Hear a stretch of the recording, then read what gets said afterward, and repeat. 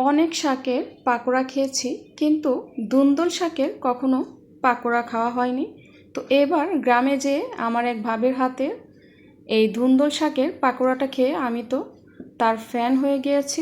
So viewers, welcome to my another new video. আজকে খুবই মজাদার ও সুস্বাদু এই ধুন্দুল শাকের রেসিপিটা আপনাদের সাথে শেয়ার করব।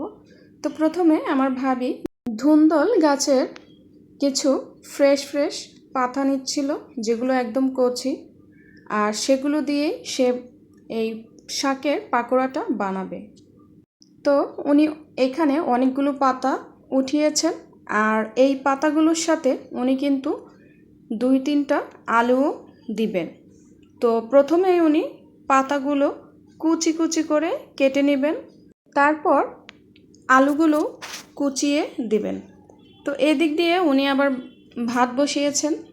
তো আসলে গ্রামের মাটির চুলায় রান্নাগুলো কিন্তু অসাধারণ লাগে, আর খেতেও কিন্তু দারুণ লাগে। যারা মাটির চুলায় রান্না করে তারা জানে খাবারটা কতটা সুস্বাদু হয়। তো এদিক দিয়ে উনি পাতাগুলো কুচি কুচি করে কাটতেছিলেন, আর আমি আপনাদের জন্য ভিডিওগুলো ক্যাপচার করতেছি। তো দেখুন উনি দা দিয়ে পাতাগুলো কতটা চিকন করে কুচি করেছে, আর আলুগুলো কতটা কুচি করে কেটেছে।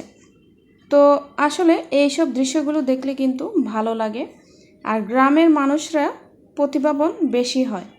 তো যাই হোক, এই পাতাগুলো একসাথে ধুয়ে এর সাথে অ্যাড করবে বাকি ইনগ্রিডিয়েন্টসগুলো।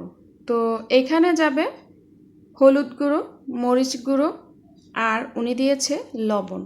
তো তারপর অল্প অল্প করে চালের গুঁড়া দিয়ে এরকম আঠালো করে নিয়েছে, যেন উনি বড়ার শেপটা দিতে পারে। আর উনি কিন্তু এই বড়াগুলো তেল দিয়ে ভাজছেন না, এটা কিন্তু গরুর চর্বি উনি তেল বানিয়ে রেখে দিয়েছেন। আর এই তো চুলায় দেওয়ার সাথে সাথে তেলে পরিণত হয়েছে। আর এই তেলটার সাথে যদি এই বড়াগুলো ভাজা হয়, গরম গরম খেতে কী যে ভালো লাগে আপনাদের বলে বোঝানো যাবে না। আর আমি তো এটা কখনো এইভাবে খাইনি। আর এই বড়াটা যখন খাবেন তখন কিন্তু মনে হবে যেন গরুর মাংসের কোনো চপ খাচ্ছি। তো দেখুন, আপনাদের আমি একটা ভেঙে দেখাচ্ছি কতটা সফট হয়েছে, আর খেতেও কিন্তু ভীষণ মজা, খুবই সুস্বাদু। তো ভিউয়ার্স, আশা করছি আজকের ভিডিওটি আপনাদের কাছে খুবই ভালো লেগেছে। গ্রামের সাধারণ মানুষের সিম্পল রেসিপিগুলো অনেক সময় অনেক ভালো লাগে। So viewers, thank you for my watching video. আল্লাহ হাফেজ।